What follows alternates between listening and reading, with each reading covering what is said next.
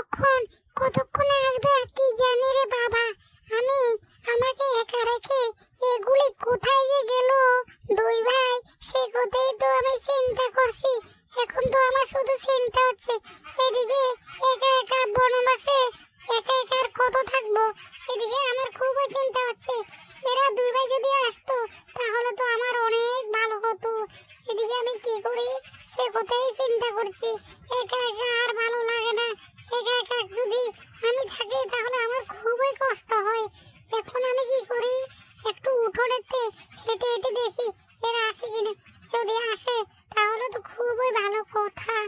এখনো তো আসছে না, আর আমার লক্ষণ কখন যে আসবে সে কথাই চিন্তা করছি। একা একা আর কতক্ষণ পর্যন্ত থাকা যায় বলো তো? এরা তো দেখছি এখনো আসছে না, মনে হয় এবার আসবে। না একটু বসি, আমার কোমর ব্যথা করছে, একটু বসি। আমি এখানে বসতে খুবই ইচ্ছা করছে, একটু বসে দেখি তো আসে কিনা। যদি আসে তাহলে তো খুবই ভালো হতো। একা একা আমার কাছে খুবই ভয় লাগছে। রাম আর লক্ষণ কোন কোন সময় দিয়ে আসবে সে কথাই তো আমি চিন্তা করছি রে বাবা।